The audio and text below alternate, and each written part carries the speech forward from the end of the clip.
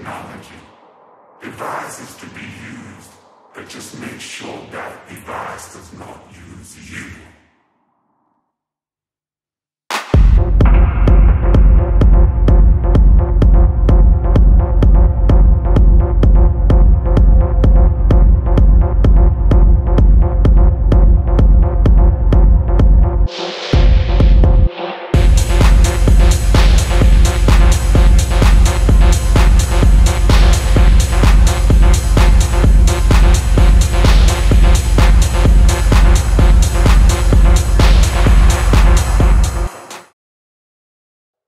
Hallo Freunde der elektronischen Musik, ich bin's wieder, Björn Torwellen, und ich begrüße euch zu einer weiteren Ausgabe von How to Make a Track. Ja, ist ein bisschen her, ich glaube 4-5 Wochen, als wir die letzte Folge How to Make a Track hatten.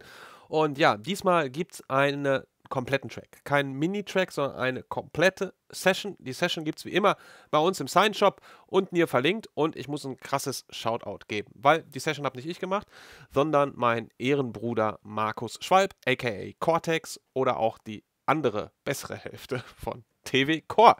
Ja, Markus und ich kennen uns schon sehr lange. Wir haben schon viel Musik zusammen produziert, haben uns in irgendwelchen Waldhütten eingeschlossen, und mittlerweile ist daraus nicht nur eine Producing-Buddy-Geschichte geworden, sondern eine echte, tolle Freundschaft.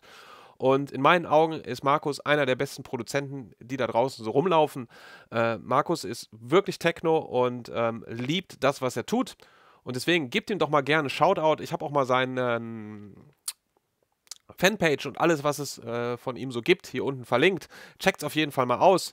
Und ja, wir gehen jetzt in die Session rein. Ihr habt bereits reingehört. Wer den ganzen Track hören möchte, auch hier unten verlinkt als Soundcloud-Link. Und ja, das Ganze wird der erste Teil sein. Ich denke, es wird 2, vielleicht sogar 3 Teile zu dem ganzen Ding geben, weil wie gesagt, es ist ein Full-Template diesmal.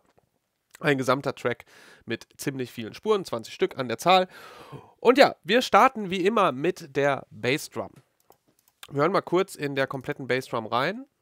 Das ist hier die Spur. Die Gruppe besteht aus Kick, Verb Kick und Bass.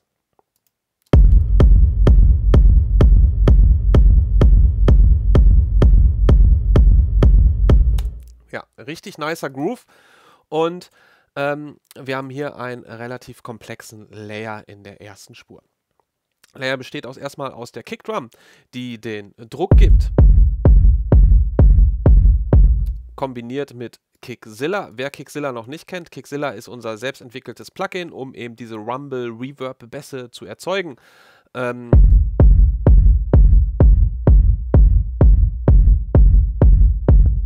Gibt hier in dem Fall einfach nochmal ein bisschen mehr Subbass und Druck hinzu.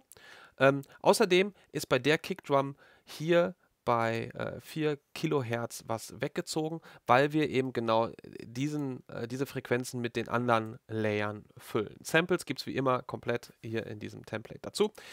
Die zweite Head, das ist der zweite Layer, ist eine Head. Ganz kurz, also hier mit DK super kurz gemacht.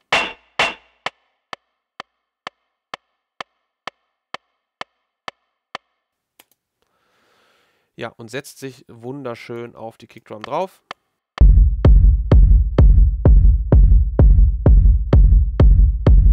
Ja, es ist ganz wichtig, dass ihr auf euren Kickdrums immer so einen coolen Transienten habt. Dann setzt sich die Kick hinterher auch gut durch und hat trotzdem genug Druck und dieses Gefühl von Warehouse, von irgendwelchen tiefen Techno-Kellern, was ja hier in diesem Track besonders wichtig ist. Wir befinden uns ja irgendwo zwischen Dark Techno und Industrial Techno, also metallische Industriesounds, düstere Atmosphären, alles ein bisschen Downtempo, 128, ich weiß, momentan mögen es die Leute wieder ein bisschen schneller, aber hier in dem Sound hat es einfach mit 128 gepasst, ein bisschen oldschooliger, wenn man 2009 bis 10 und 11 als Oldschool mal schon bezeichnen darf.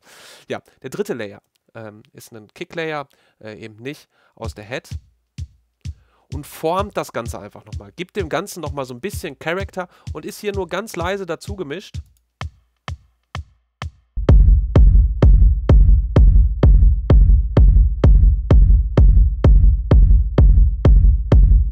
Füllt halt wunderbar nochmal so einen kleinen Bereich raus, und man merkt, wenn man die 2 Layer ausmacht, dass einfach was fehlt. Wir hören nochmal schnell in den dritten Layer rein.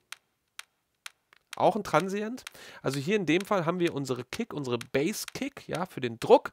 Ein bisschen mit Kickzilla noch aufgeblasen und die restlichen Layer dienen eigentlich nur dem Character und dem Transient.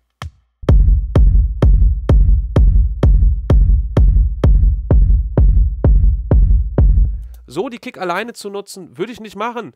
Wird sich im Track nicht durchsetzen, drückt zwar schon, die anderen 3 Layer, die machen es eben aus. Alles im Simpler hier in einen Instrument-Rack. Ja. Hinten noch ein bisschen EQing.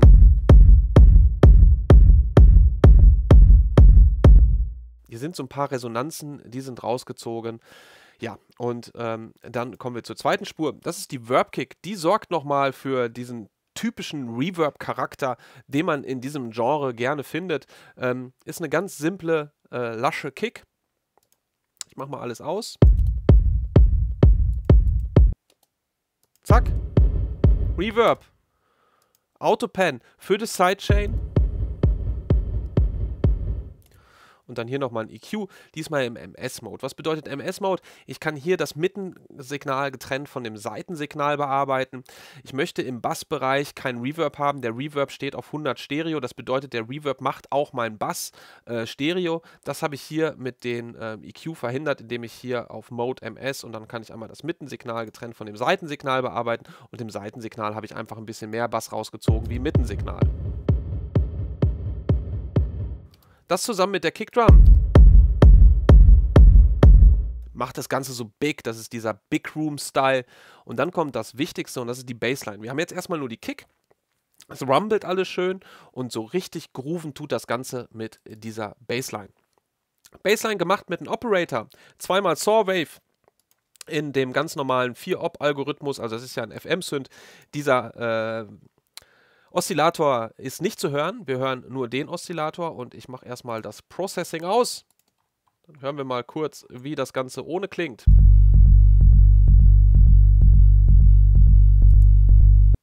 Hier ein einfacher Saw. Recht simple Envelope, nothing special hier. Und der zweite Oszillator, der moduliert jetzt diesen Oszillator und dadurch bekommen wir schon so ein bisschen Textur. Damit das aber richtig böse und fies klingt, einmal den Amp dahinter mit dem Heavy-Algorithmus. Man kann ja auch gerne ein bisschen rumspielen.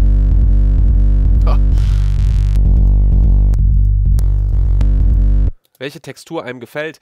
Dann auf jeden Fall den Autofilter aktiviert, um eben diese Obertöne wieder rauszunehmen. Wir wollen eine Bassline haben. Wenn wir das jetzt laufen lassen, klingt das zwar geil, aber ich habe ja hier noch ganz viele andere Spuren und die nehmen auch alle Platz in meinem Frequenzspektrum ein. Und wenn mein Bass schon einfach komplett alles zumatscht, wie so ein Rasenmäher oder ein Rasierer, dann macht das am Ende keinen Spaß abzumischen. Deswegen hier wirklich wieder den Filter raus.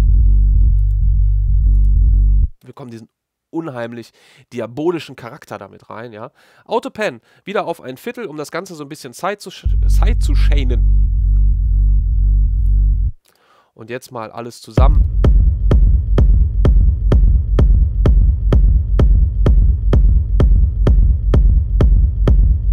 Ja, eine unglaubliche Gewalt. Das Ganze ist dann nochmal in der Gruppe zusammengefasst. Wir haben hier unseren Bass Low Extender. Wer unsere Tutorials kennt, der weiß ganz genau, was wir damit machen. Kompressor, Saturator, um das Ganze aufzublasen. Wer tiefer in diese Materie einsteigen möchte, Kickdrum bauen. Ultimate Kickdrum Guide bei uns im Shop. Da findet ihr in 6 Stunden alles rund um dieses Thema Kickdrum. Und ja, ich mache mal die kurz aus.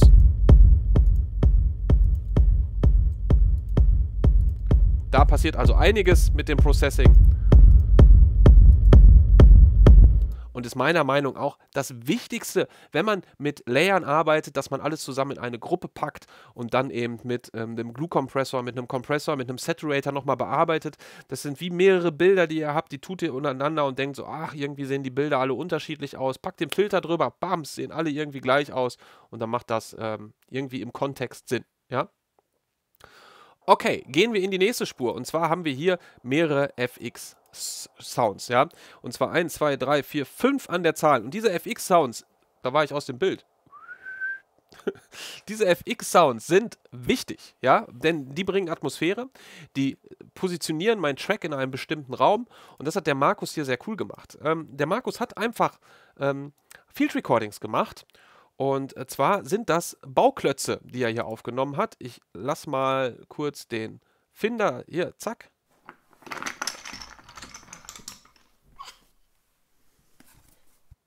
Ja, das sind die, ich weiß nicht, ob ihr das jetzt gehört habt, ich mache mal lieber nochmal im Browser. Im Browser anzeigen. Samples, imported, processed, freeze, consolidate. Wo sind sie? Hier.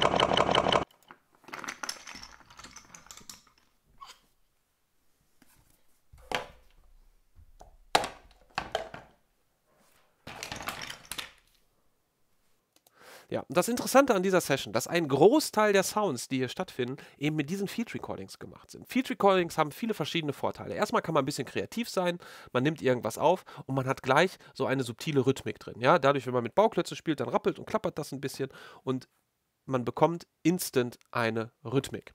Und diese Rhythmik macht hinterher total viel Spaß, wenn ihr dann mit verschiedenen Processing-Ketten noch damit arbeitet, bekommt ihr eben rhythmische Sachen, ohne da jetzt mit MIDI-Noten rumzuspielen, bekommt ihr so einen sehr organischen Sound. Und Markus hat eben mit diesen Field Recordings einen Großteil dieser Session hier gemacht und super interessante Processing-Ketten gebaut für euch, damit man damit cool arbeiten kann. Wir haben hier also erstmal unseren einen FX-Shot, mal rein.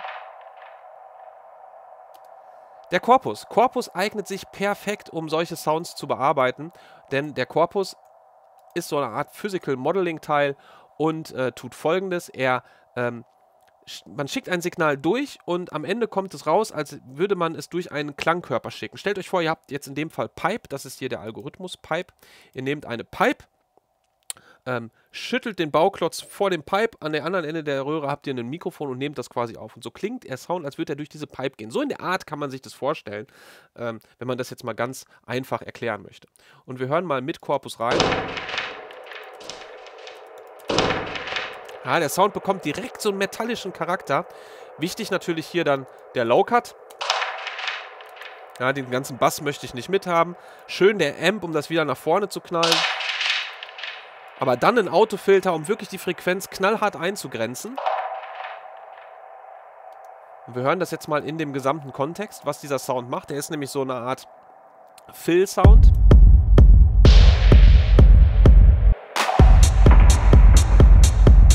Und wunderschön gekontert durch den nächsten Field Recording. Also hier wieder ein Field Recording, genau das gleiche wie hier.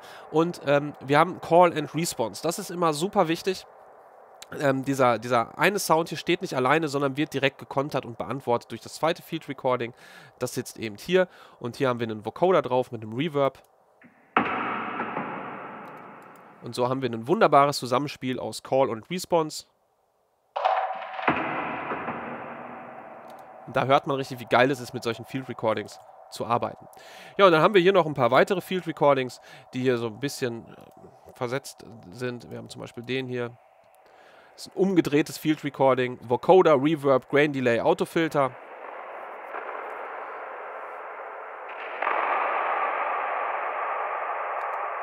Mal im Kontext. Hören wir uns mal diesen Part hier an.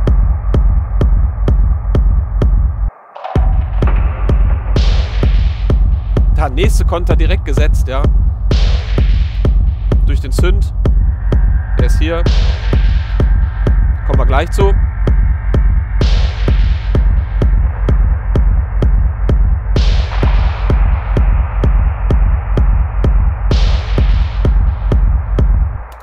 Einfach absolut Killer gemacht, ja. Okay, so haben wir schon eine schöne Atmosphäre. Wir hören jetzt auch nochmal der Vollständigkeit halber hier in den FX Long rein.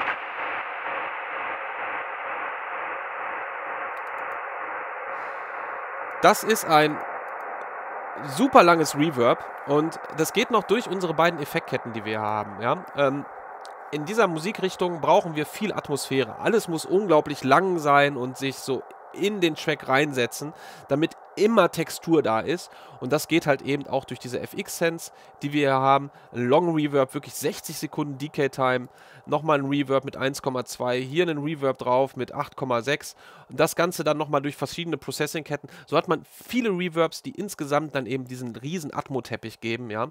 Und dann braucht man manchmal nur so einen kleinen Shot wie diesen hier. Und zack, hat man eine ganze Atmo, die sich so schön über den Track legt. Der Vorteil ist, dadurch, dass alles mit den gleichen Field Recordings gemacht ist, klingt es auch alles gleich. Stellt euch vor, ihr kocht, ja, ich vergleiche ja gerne, wie ihr wisst, Musik machen mit dem Kochen und stellt euch vor, ihr kocht ein geiles Stück Fleisch, ja, oder die Veganer auch gerne ein Stück, weiß ich nicht, Sojagedöns und ich weiß nicht, ob das mit Sojagedöns passt. Vergesst das, wir braten ein Stück Fleisch und dann habt ihr hinterher den Bratensaft. Und mit dem Bratensaft macht ihr die Soße, ja. Und so ähnlich ist das auch mit diesen Sounds, ja. Ihr habt einen Sound und die Soße wird dann halt hinterher der Reverb und so schmeckt halt alles auch rund und gleich, weil es aus dem gleichen Stück kommt. Wenn ihr aber mit Maggi-Fix arbeitet und damit eure Soße macht, dann habt ihr zwar eine leckere Soße, aber sie ist nicht aus dem Bratensaft des Stück Fleischs. Und Maggi-Fix sind dann eben solche FX-Samples aus irgendwelchen Sample-Packs, die man so einfach da reinschmeißt und denkt, jo, jetzt habe ich hier einen Effekt. Und meistens funktionieren sie auch, aber das letzte bisschen in euren Track durch geiles FX-Setting bekommt ihr eben, wenn ihr versucht, alles aus einer Einheit zu bauen. Ja, das ist ein wirklich sehr, sehr wichtiger Tipp, den ich euch hier gerade gebe. Also ein zweites, ein anderes Field Recording. Wir hören mal kurz rein.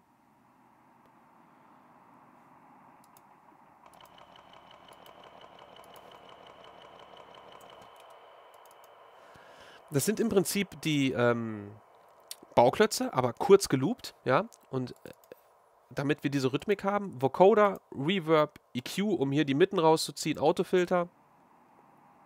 Und jetzt hört man die Rhythmik nicht mehr, sondern wir haben so einen durchgehenden Sound. Ja, also diese FX-Sounds bringen den Dark Techno Character in den Track. Und jetzt kommen wir zu unseren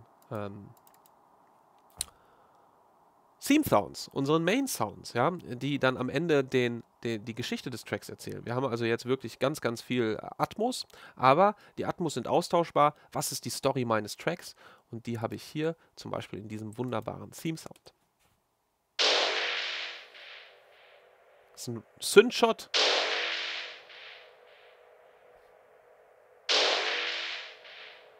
Ja, und auch hier wieder ein Field Recording.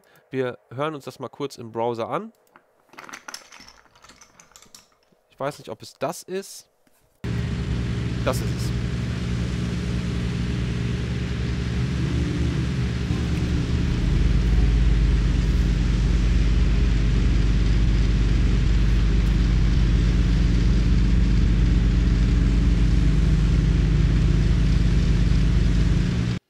Ja.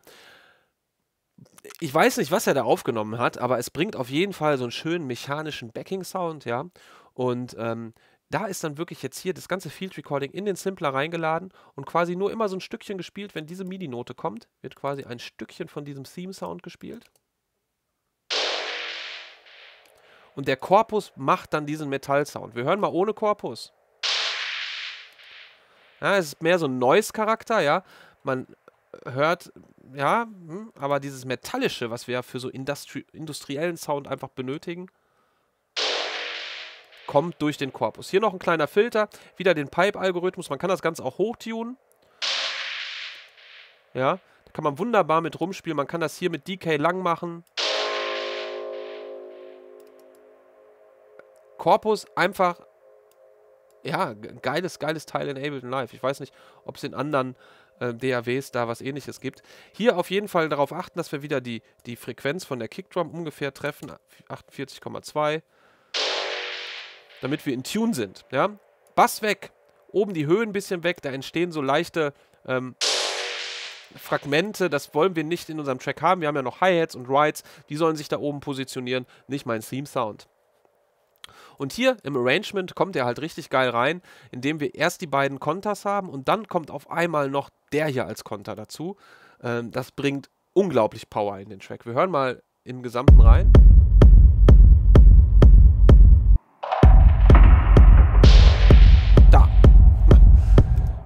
Fill, Konter, Synth.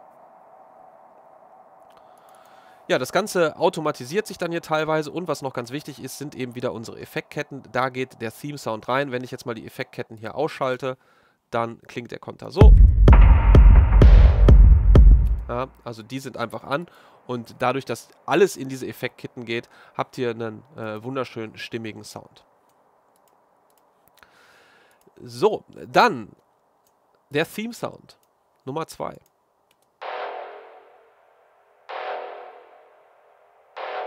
Wieder das gleiche Field Recording gewählt, aber an einer anderen Stelle die Marker gesetzt. Wir haben wieder den Korpus, ja.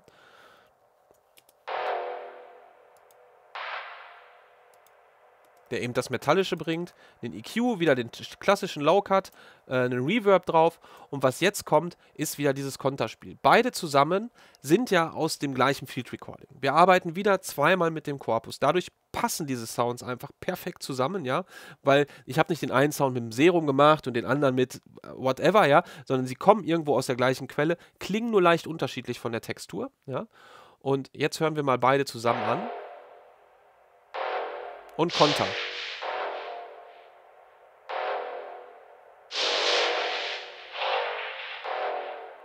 Und so haben wir dann eben dieses wunderbare Spiel, das ist schon fast eine Art Melodie.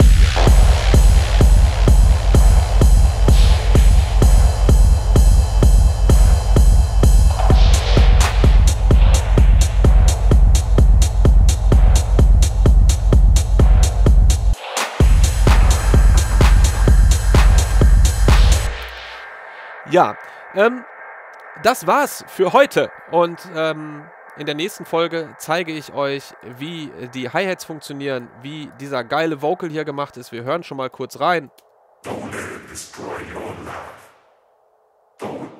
Und vor allem, wie dieser Synth hier gemacht ist.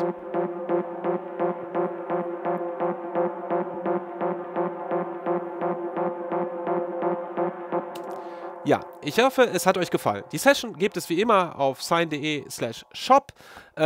Mich würde es freuen, wenn ihr unseren Kanal supportet, indem ihr einfach das Glöckchen drückt, unseren Kanal abonniert und gerne auch einfach mal in die Kommentare reinschreibt, wie es euch gefallen hat. Denkt dran, einen Shoutout für Markus zu geben, ja, der dieses fette Template für euch gebaut hat. Ich sag mal so, das ist nicht selbstverständlich ist, dass Producer einen kompletten Track produzieren, all ihre Tricks verraten, online stellen, sodass ihr wirklich in die Session reingucken könnt. Das ist nicht selbstverständlich und viele machen sowas nicht. Ich freue mich, dass Markus das für uns gemacht hat, deswegen Shoutout, liked seine Seite, checkt auch mal sein Instagram. Cooler Dude, falls ihr ihn noch nicht kennt. Und ich sage mal, wir sehen uns in Folge Nummer 2 wieder.